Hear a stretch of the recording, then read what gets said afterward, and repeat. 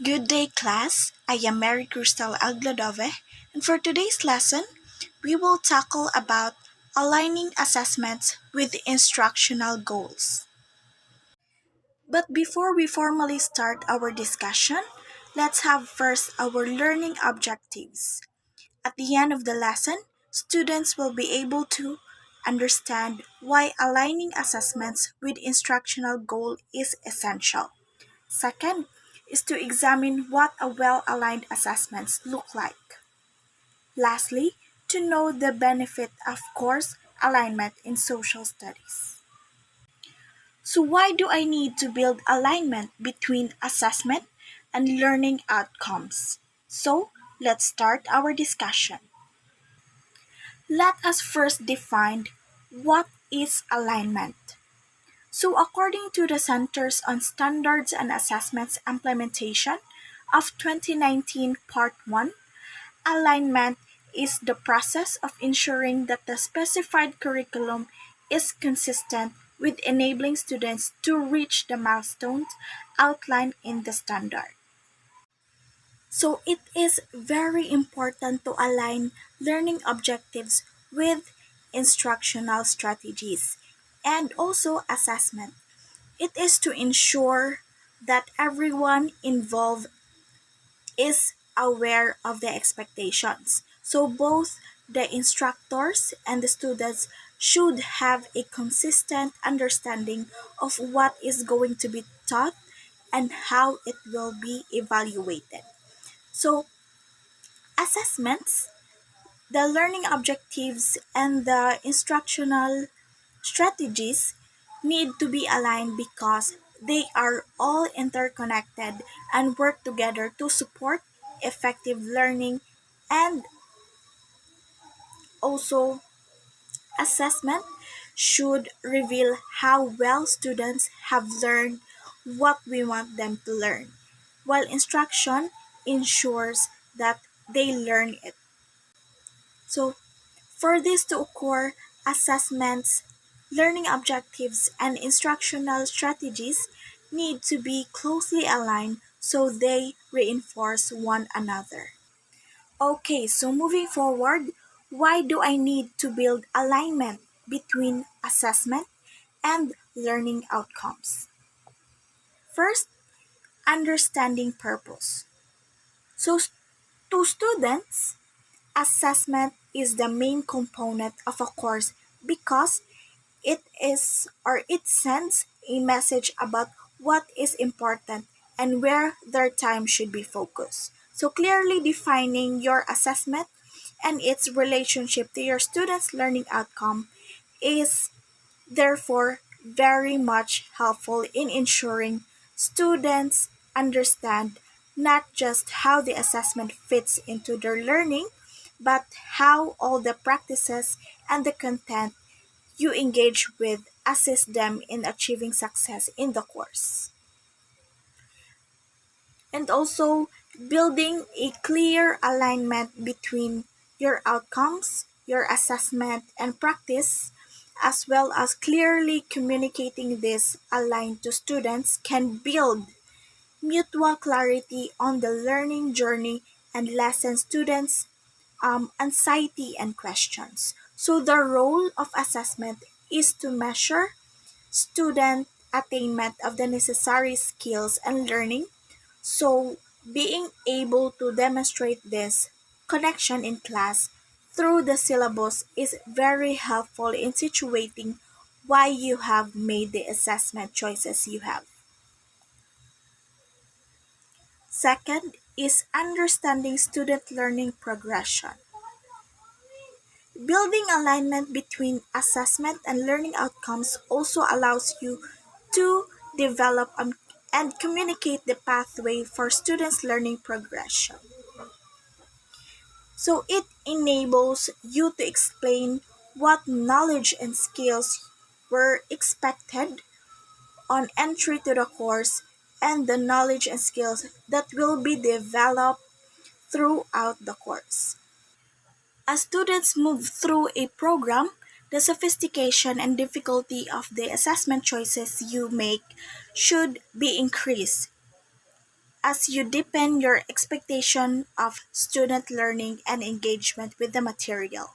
So, beginning your outcome planning at the program level when considering assessment is helpful in making this progression clearer and more seamless as students progress through the program. So, courses do not exist in isolation, and considering your course outcomes and assessment from a programmatic perspective is very beneficial in ensuring that students progress appropriately through the program and achieve the skills and knowledge that are very necessary in the appropriate sequence. So next we have being able to validate attainment. Building alignment between assessment and outcomes is driven by strategically connecting the two components of course design and allows you to communicate and validate your assessment and its role in student learning attainment. So, having this clarity of what you are trying to achieve with your students and connecting this clearly with your mechanism for measurement through assessment allows you to be definitive in what constitute attainment and how it is displayed and measured through assessment. So having this clarity allows you to be able to communicate this to your students and demonstrate to them what level of performance or knowledge acquisition is essential to be successful in the course and program. And lastly is building effective assessment of learning processes. Lessons, course activities, assessment, and instruction should be planned in a way that allows students to successfully complete assessments and to make connections, gather, organize, interact with, and practice learning outcomes. So, in your course, in your course development process, take each of your assessment one at a time and consider the content knowledge as well as the skills development that each would require for successful completion. So for example, if you want students to analyze a case study, you will need to prepare them to successfully complete this assessment. So here's what your aligned instructional strategies and content may look like. So for your learning outcome, analyze organizational decision making. And for your assessment, case study analysis. And for the instructional strategies, for the methodologies, you might provide instruction and model how to do a case study analysis, including identifying main issues or key points. Also, you can create case notes or apply principles, theories, or models.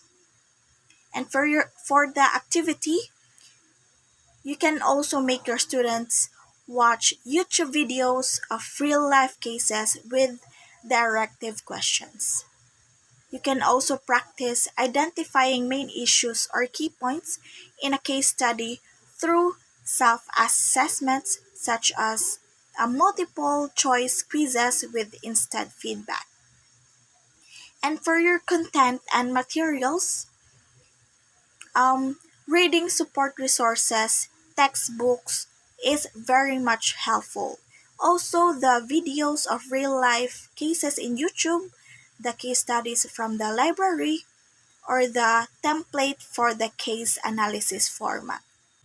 Alright, so as what you can see in your screen, that is the align graph.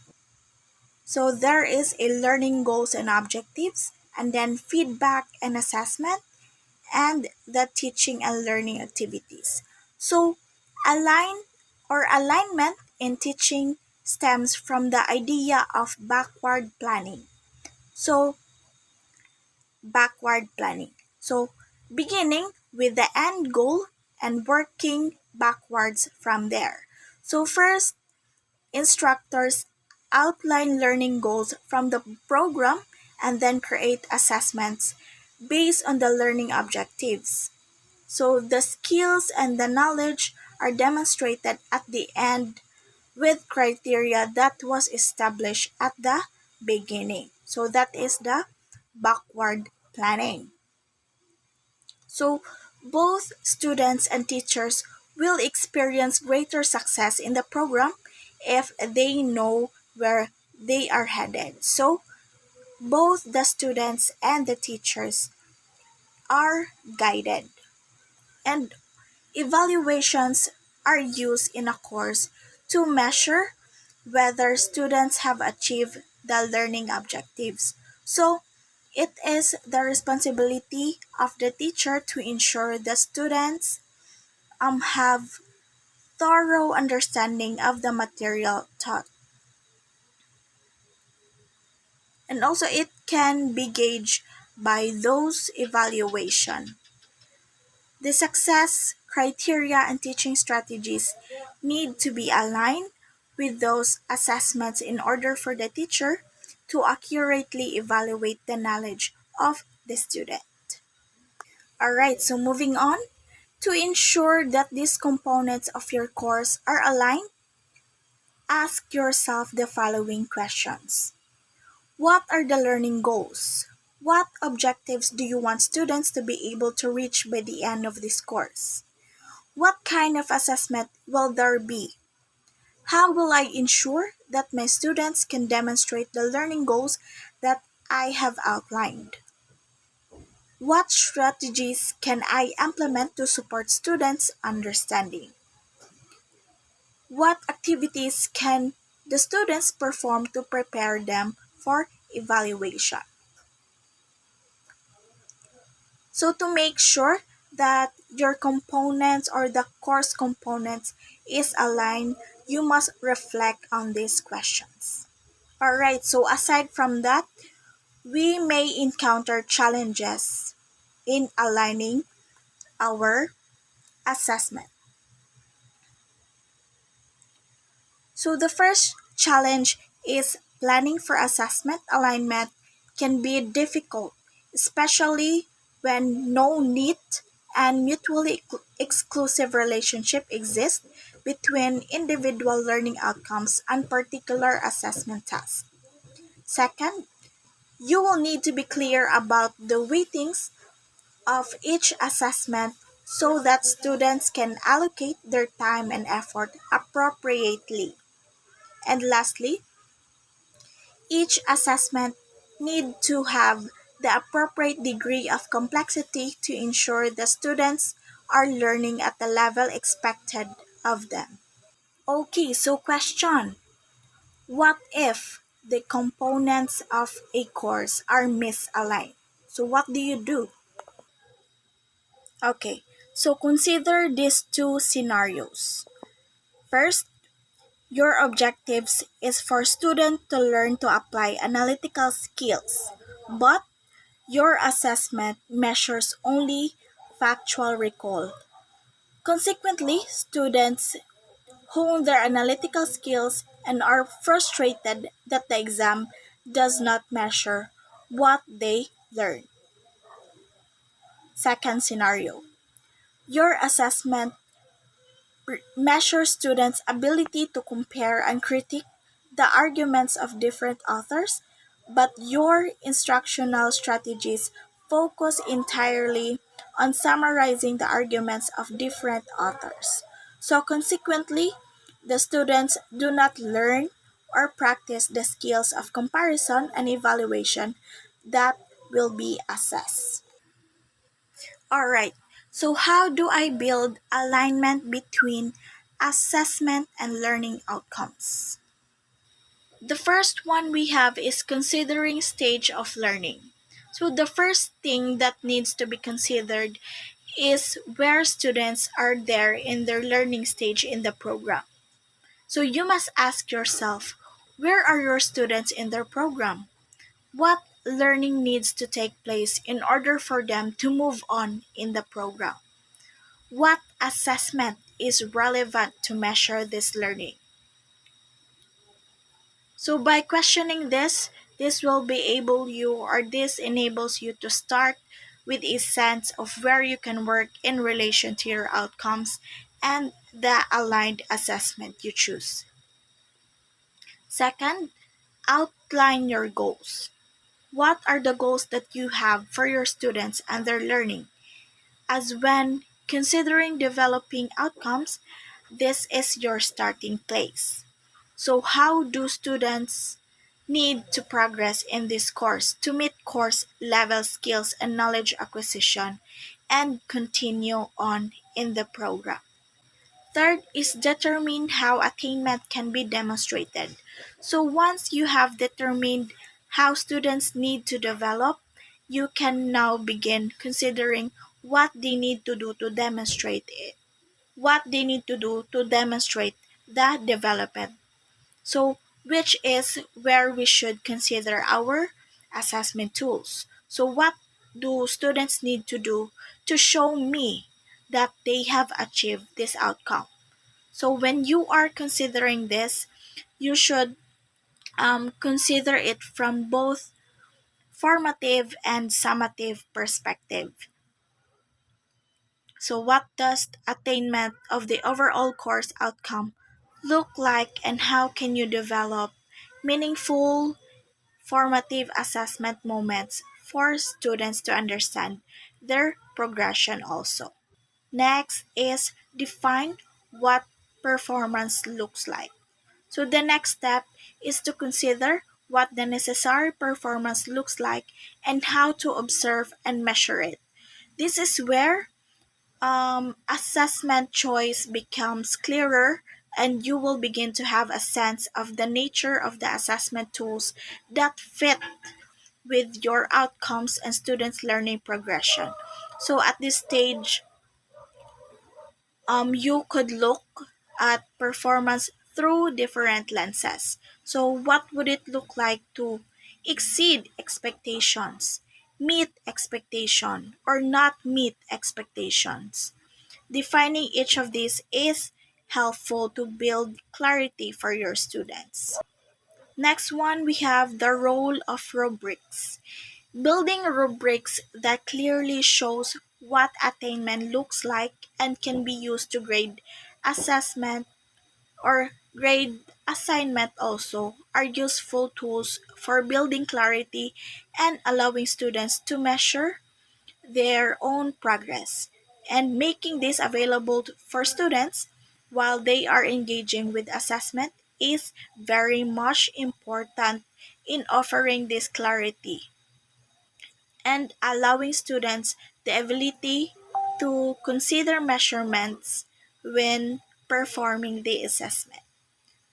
So the last one we have is scaffolding assessments for deaf.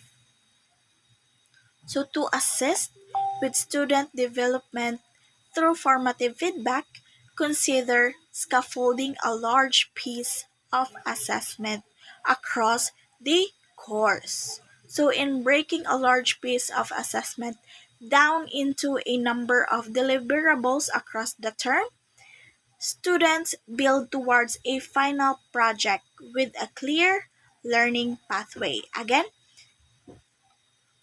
students build towards a final project with a clear learning pathway. Scaffolded assessment allows multiple points of connection for students to receive and reflect on feedback throughout their progression. And also the learning in the course as they develop or refine the larger project.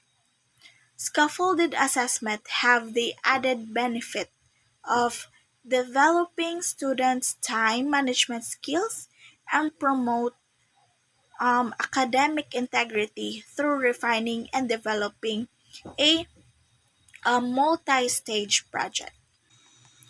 Moving forward, what do a well-aligned assessment look like? So here are some strategies that I can share to you. First is be explicit about constructive alignment. Constructive alignment, according to Biggs and Tang, 2007, it entails designing, learning, and assessment based on the intended learning outcomes. So, here is the figure or the graph about the constructive alignment. You can pause the video so that you can clearly scan the picture. And also here is a table about the course learning outcomes. So the table shows sample course learning outcomes mapped to both class discussion activities and assessment tasks to check the validity of the assessment plan. So mapping like this can reveal issues and omissions. For example, you might find that your assessment plan ignores some learning outcomes, or you've set up a class activities that is unrelated to any of your learning outcomes.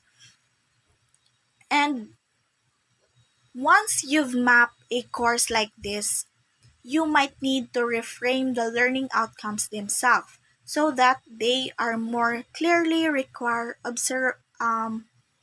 observable desired action or behavior and relate that behavior explicitly to course content and assessment tasks. Take note to check that outcomes are useful. So you must um, also take note that your learning outcome should be achievable by your student and is clearly expressed so that its meaning is explicit, and also places the academic skills or personal learning in the context of the particular subject discipline. It includes a description of the kind of performances by which achievement will be judged, either within the outcome or in an associated set of assessment criteria. The learning outcomes also should be specific about how complex or significant it is. And lastly, learning outcomes should be memorable to your student. So here is another table that presents example of the kinds of activities that can be used to assess different types of learning objectives. And this is also adapted from the revised Bloom's taxonomy. So you can also pause the video so that you can scan the picture. And here is the next page.